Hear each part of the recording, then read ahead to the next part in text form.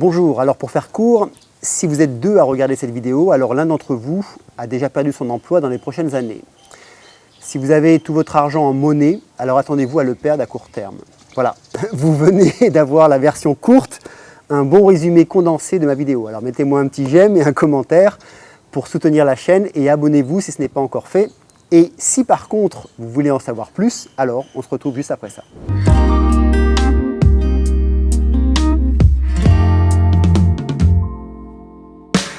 En janvier 2017, je suis parti en Floride pour assister à un énième séminaire d'Anthony Robbins qui a duré 5 jours. Et le séminaire portait sur les manières de maintenir son entreprise toujours en bonne santé financière, mais surtout d'anticiper les crises. C'était la 3e fois que j'assistais à ce genre de séminaire et nous étions à l'époque plus de 2000 personnes. Et durant ces 5 jours, mais aussi les nuits, car on finissait à minuit, nous avons rencontré Scott Klosowski, spécialisé dans les nouvelles technologies liées au futur du business, une sorte de, je ne sais pas, on pourrait dire de biz-techno-futurologue, si ça existe. Voilà.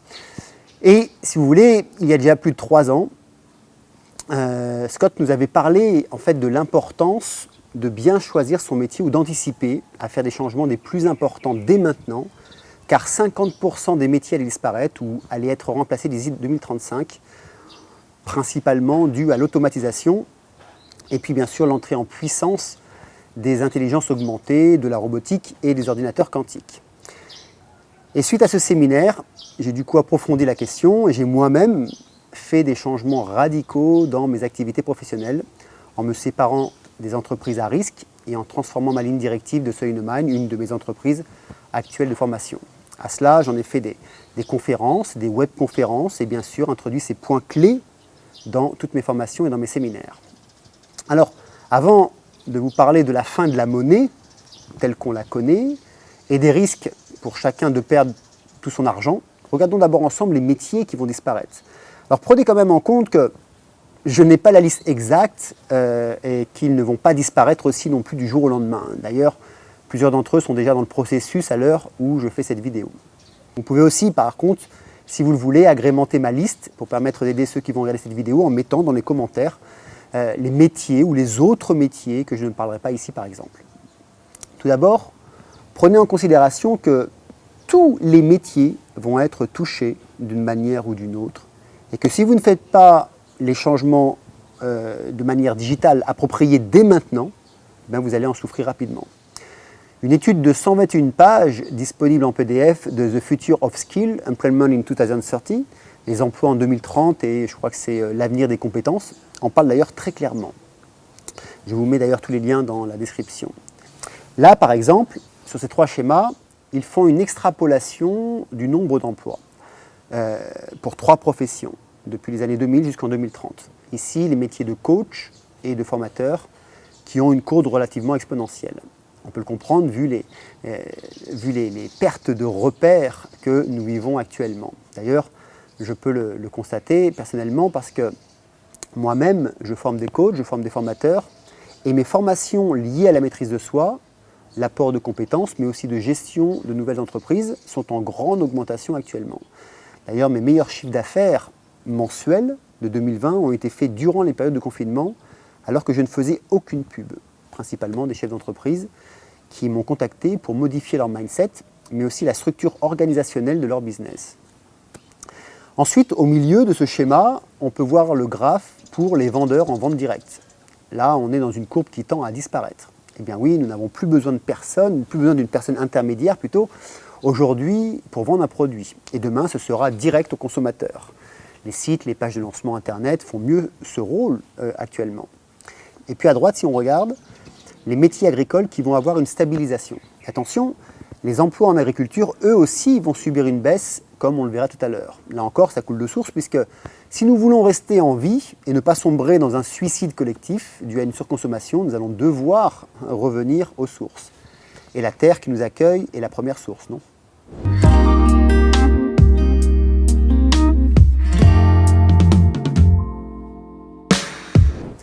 En premier, tous les assistants juridiques, pour à peu près 98%, ce sont les avocats, ce sont les juges. Il faut comprendre que la justice des hommes est une justice catégorisée, c'est-à-dire qui se réfère à des textes de loi. Pour vous donner une idée, en 2018, il y avait en France 10 500 lois et 127 000 décrets, 7 400 traités et 17 000 textes communautaires. Donc même si vous êtes le meilleur des avocats ou des juges, puisque de toute manière vos décisions seront toujours en rapport avec celles d'une loi écrite, il vous faudra aller les rechercher, les lier avec la cause que vous devez défendre ou que vous devez juger. Aujourd'hui, les programmes d'intelligence artificielle peuvent traiter 10 000 fois plus de cas en une heure qu'un humain en une journée et avec 99% de meilleurs résultats. D'ailleurs, les premiers essais ont été faits en août 2019 aux États-Unis. Alors, idem pour les comptables, 94% d'entre eux vont disparaître. Bah oui, n'essayez même pas de concurrencer les machines pour faire des calculs mathématiques. Ensuite, il y a les métiers de serveur pour 94% d'entre eux. Le premier resto robot a d'ailleurs ouvert à San Francisco en août 2015. Puis d'autres ont suivi à Tokyo avec le techno-robot Cabaret par exemple, mais aussi au Népal avec ce robot serveur. Et puis la start-up Beer Robotics a dévoilé son robot serveur en septembre 2019. De là à ce que les cuisiniers se fassent aussi remplacer, il n'y a qu'un petit pas. La bonne nouvelle, c'est pour le contrôleur des impôts. 93% d'entre eux n'existeront plus. Là, je pense que ce n'est pas un problème pour vous, pour moi non plus d'ailleurs. Et un secteur des plus touchés, ce sont les techniciens de laboratoire médical pour 90%. Il faut savoir que depuis 2011, à l'hôpital Saint-Louis à Paris, c'est une plateforme de diagnostic biologique automatisée qui analyse les prélèvements. Elle ne traite pas moins de 1400 dossiers par jour et fournit pas loin de 1 million de résultats par mois. Et ça, à tous les services. Et les cancérologues du Memorial Sloan Kettering Cancer Center utilisent aujourd'hui le Watson d'IBM pour fournir des diagnostics de traitement du cancer. La machine a d'ailleurs étudié 600 000 rapports sur 1 500 000 patients. Et puis, dans la même lignée, 90% des assistants en ressources humaines vont disparaître. Et d'après le BRH, qui est le baromètre des ressources humaines, 33% des entreprises sont équipées d'un système d'information de gestion des ressources humaines. Ça s'appelle le SIRH. C'est soit un logiciel de gestion automatisé de certaines tâches administratives, comme par exemple la paie, les congés, les promotions. L'informatisation des ressources humaines est donc en marche, et puis je dirais que ce n'est que le début. Et suite à l'étude de 2 chercheurs de l'Université du Minnesota, c'est Nathan Kunsel et Dennis Owens, leur analyse de 17 études d'évaluation de candidats révèle qu'une simple équation surpasse de moins 25% les décisions humaines.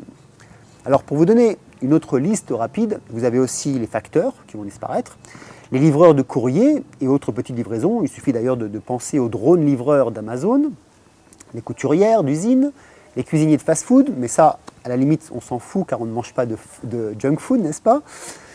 Ensuite, il y a aussi les travailleurs agricoles, comme les cueilleurs, les trieurs, les emballeurs, les employés qui rentrent des données, les vendeurs en porte-à-porte, et puis aussi les vendeurs de rue. Vous vous rappelez les kiosques à journaux, par exemple? Il y a aussi les assembleurs électriques et électroniques. De manière générale, il faut comprendre que tout ce qui touche à la précision va disparaître. Les secrétaires, les assistantes, les techniciens de presse, de métiers de triage, les banquiers, qui d'ailleurs n'ont presque plus de bureau d'accueil clientèle, les chirurgiens aussi. Déjà, la plupart font appel à des machines de précision pour faire leur chirurgie. Et puis les métiers que vous devez absolument éviter ou penser à changer, ce sont par exemple les agences de voyage, les broadcasters en télévision et en radio. Pour eux, en 2025, ça sera de l'histoire ancienne, d'après Work and Monies. Et puis il y a aussi les cadres intermédiaires. Alors il vaut mieux être dans les cadres haut placés ou indispensables en compétences que de faire partie de l'intermédiaire. Le monde de demain évitera d'ailleurs tout intermédiaire car les structures pyramidales explosent totalement pour laisser la place à des systèmes en réseau.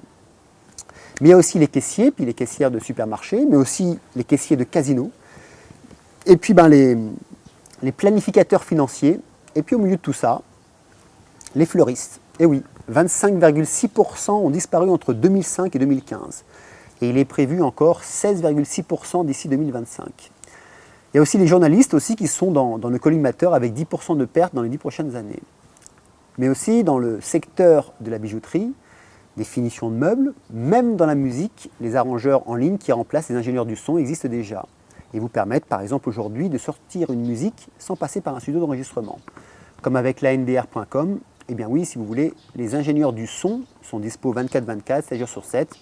Et puis les nouveaux artistes peuvent maintenant faire enregistrer pour moins cher et plus rapidement, et ça dans le monde entier. jusqu'à ce que, bien sûr, les musiciens soient remplacés aussi.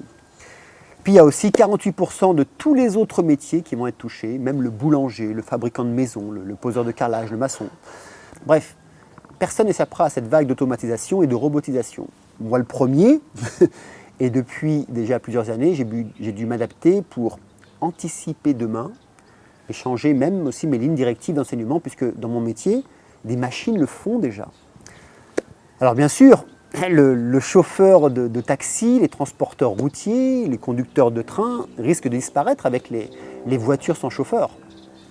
Le monde de demain sera un monde bien différent de celui que nous avons connu. Alors, je ne dis pas qu'il sera pire ou meilleur, mais juste différent. Ce qui le rendra pire ou meilleur, ce sera uniquement la manière dont nous allons utiliser cette technologie. Car il y a des innovations qui ont du sens, comme par exemple cette ferme flottante à Rotterdam pour faire face au réchauffement climatique. Et aussi, il y a aussi le live straw, la paille qui filtre l'eau pour la rendre potable. Mais il y a aussi les jeux vidéo qui deviennent des contre-attaques à la censure avec le jeu de Minecraft, où des joueurs en ligne ont créé une bibliothèque virtuelle pour y placer des articles et des livres censurés par les gouvernements. Ça serait pas mal d'ailleurs qu'on fasse la même chose pour les vidéos YouTube. Et puis dans les belles innovations, peut-être qui verront le jour, on peut dire peut-être une médecine personnalisée qui sera en fonction du métabolisme de chaque patient et non une médecine normalisée. Bref, les nouveaux métiers de demain ne manqueront pas non plus. Cela a toujours été ainsi. Dans toutes les ruptures, il y a eu des pertes de métiers et d'autres sont apparus. Prenez par exemple les métiers qui ont déjà totalement disparu et qui ont été remplacés, et pour certains qui sont même passés en fait inaperçus. Il y a eu le télégraphiste, avec le dernier télégramme envoyé en France en 2018, et oui, ça date d'hier matin. Il y a eu le réveilleur qui a été remplacé par nos iPhones et puis par nos réveils. Le placeur de quilles au bowling, remplacé par une automatisation. Il y a eu aussi le poinçonneur, disparu depuis les années 70 avec les machines à tickets que nous connaissons tous aujourd'hui. Puis il y a aussi l'allumeur de réverbère, avec d'abord des lampes à huile remplacées par le gaz, qui déjà pouvaient être allumées automatiquement, puis totalement disparu avec l'arrivée de l'électricité et maintenant totalement automatisée. Il y a aussi les dactylos, encore très présentes il y a seulement 30 ans. Donc, alors oui, ce que je veux dire par là, c'est que tous les métiers vont être touchés de plein fouet en tout cas durant ces 15 prochaines années. Et ça va aller en exponentiel. Mais si vous anticipez dès maintenant, vous serez comme ces personnes qui ont vu leur métier disparaître et se sont reconvertis, ou mieux encore, si vous êtes entrepreneur idéalement, serait de faire votre switch dès maintenant et de manière progressive. C'est ce que j'explique dans mes webinaires et mes formations pro. Vous avez d'ailleurs ma prochaine conférence en ligne que je fais à ce sujet jeudi 18 juin à 18 h en France. Donc je vous mets le lien si vous voulez dans la description. Donc mon conseil, là maintenant, c'est de ne plus utiliser de business plan pour faire des projections sur le futur, mais de mettre en place une carte complète de votre entreprise que personnellement, moi, je découpe en 6. Premièrement, l'anticipation dans les saisons du changement, donc l'anticipation pour vous, pour vos employés, vos collaborateurs, mais aussi le sens de votre entreprise. Ensuite, numéro 2, les innovations stratégiques, c'est ce que j'appelle l'anticipation de la technologie. Ensuite, les produits et les marketing de fond et de manière éthique et durable. Les optimisations et maximisations de votre entreprise, c'est tout ce qui est mis généralement de côté. Le numéro 5, c'est la légalité et la finance et aussi le consulting. Et ensuite, la communauté de réseau, car aujourd'hui, il est plus important d'aimer vos clients que vos produits. La philosophie Zen d'ailleurs est très simple, c'est donner de la valeur et de la reconnaissance à vos clients, plus de valeur et de reconnaissance, et encore plus de valeur et de reconnaissance, et toujours plus de valeur et de reconnaissance. Du coup, avec ce système de cartes et de découpe de l'entreprise en 6 secteurs, je revisite ainsi toute mon entreprise tous les 3 mois en totalité. Avoir une carte de nos jours est bien plus sûr que d'avoir un business plan. Car le temps que vous mettiez en place ce business plan, il faut savoir que tout ce que vous avez inscrit dedans est déjà devenu obsolète vu que tout va trop vite de nos jours.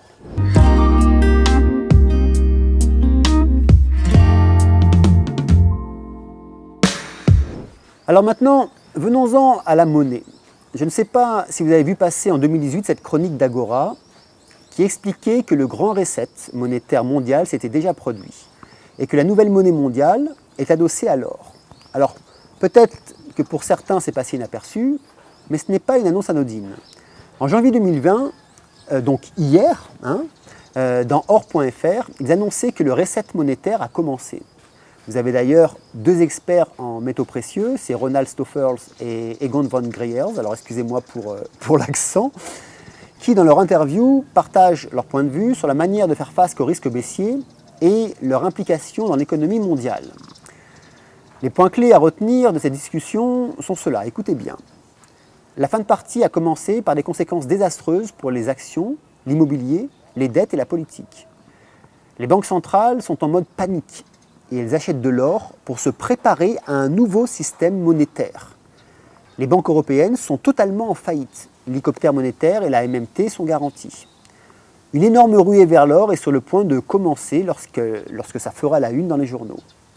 Donc vous comprenez qu'il est essentiel de se préparer financièrement et psychologiquement pour affronter la prochaine crise.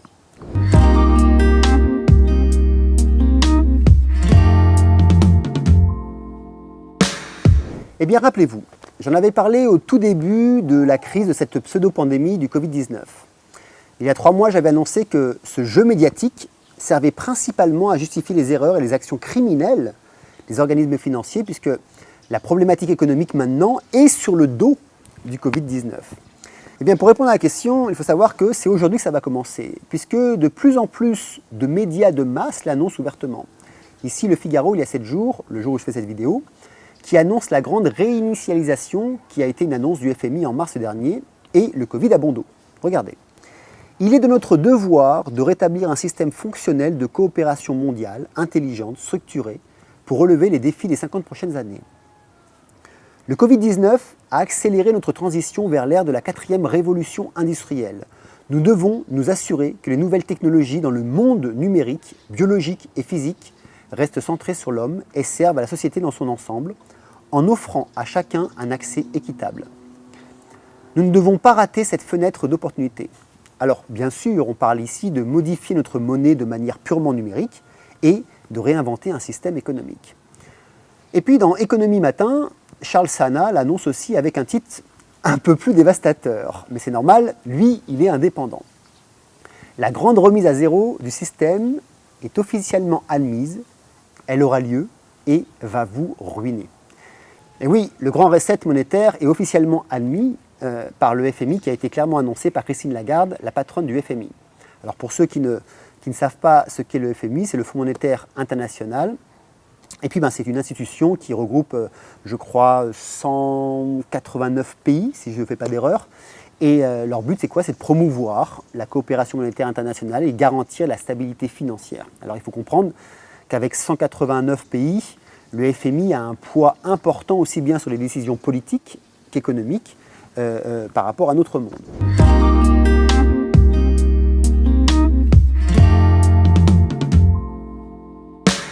Pour faire court, avec les différentes crises économiques, celle des subprimes en 2008, puis celle du Covid-19, les États ont dû aider les peuples, ont dû aussi aider les entreprises, donc imprimer sans cesse de la monnaie et à des très gros volumes. Donc, la masse monétaire est énorme, ce qui a fait chuter sa valeur. Et oui, tout ce qui est rare a de la valeur, comme ma femme.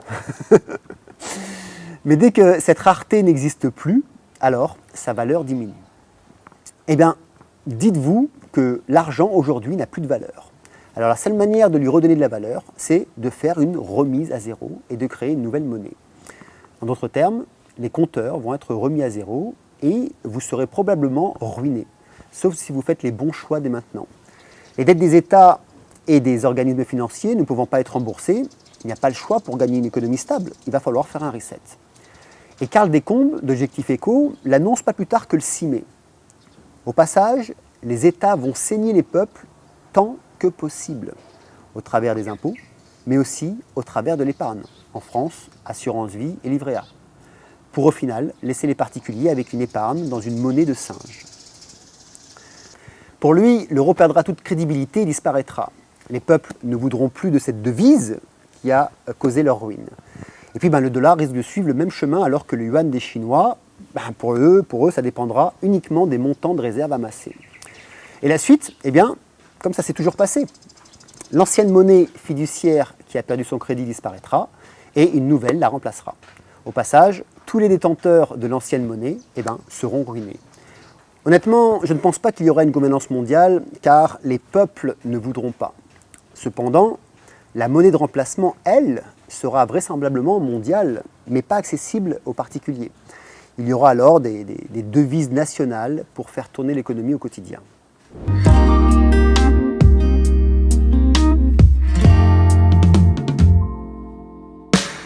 Pour votre argent, eh bien, il n'y a pas 10 000 chemins. Préférez l'or et la terre pour vos investissements. Évitez de conserver de grosses sommes d'argent sur vos comptes en banque, ou aussi sur vos placements. Vous pouvez aussi, par exemple, investir dans des entreprises technologiques éthiques, puisque l'avenir prend appui sur la technologie. Une autre source d'investissement, ce sont les entreprises de communication. Nous l'avons bien vu, avec l'arrêt mondial de l'économie, Internet et la téléphonie, eux, ne se sont pas écroulés. Bref, préférez les investissements sur la durée plutôt que de vouloir faire un profit rapidement. Et bien sûr, préparez-vous psychologiquement, formez-vous, entrez dans l'action. Ne faites pas cas de tous les vampires d'ambition qui vont être autour de vous, et puis restez à l'écoute. Et puis du coup maintenant, pour votre métier, il est indispensable de regarder tout ce qui peut être automatisé et remplacé dans les 10 prochaines années. En d'autres termes, tout ce qui va devenir inutile, de le supprimer dès maintenant. La BBC d'ailleurs a mis un petit logiciel accessible gratuitement, ici je vais vous faire voir, qui vous permet de regarder le pourcentage que votre métier a de se faire remplacer par un robot dans les 15 prochaines années. Ça m'a l'air actualisé car si on tape ici comptable, on arrive à 96% remplacé par des robots. Et si on tape barman, on arrive à 77%. Voilà, donc vous avez aussi le lien en description si vous voulez vous amuser. Alors ensuite, pour votre business, ou bien pensez à la reconversion, ou alors changer totalement de management de votre entreprise en passant du mode pyramidal au mode réseau et à des plans à court terme, moyen et à long terme au système de cartes. D'ailleurs, si vous voulez en savoir plus, venez me rejoindre jeudi 18 juin à 18 h à ma webconférence sur ce sujet. Elle est gratuite.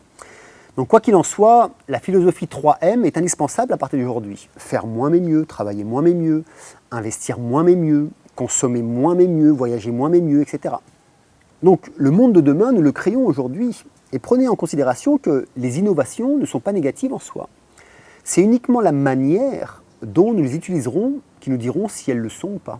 Prenez l'exemple par exemple de certains réseaux sociaux qui sont devenus des poubelles de décharge émotionnelle et des lieux de réaction ne mettant plus les gens dans l'action dans la vie réelle. Donc du coup, pour finir cette vidéo, je vous dirais de rester conscient du monde qui vous entoure et puis d'accepter votre incarnation. Car si vous vivez à cette époque, c'est que ça a du sens pour vous. Et puis, ne vous laissez pas charmer par la pseudo-technologie. Informez-vous, entourez-vous des bonnes personnes. Vous savez, ces petits elfes qui vont créer le monde vert de demain, en regardant les gros dinosaures politiques, financiers, éducationnels s'effondrer. Voilà, pour finir, je vous dirais, ne tombez pas avec eux. Et pour ça, choisissez votre camp. Choisis la pilule bleue et tout s'arrête. Après, tu pourras faire de beaux rêves et penser ce que tu veux. Choisis la pilule rouge, tu restes au pays des merveilles. Et on descend avec le lapin blanc au fond du gouffre.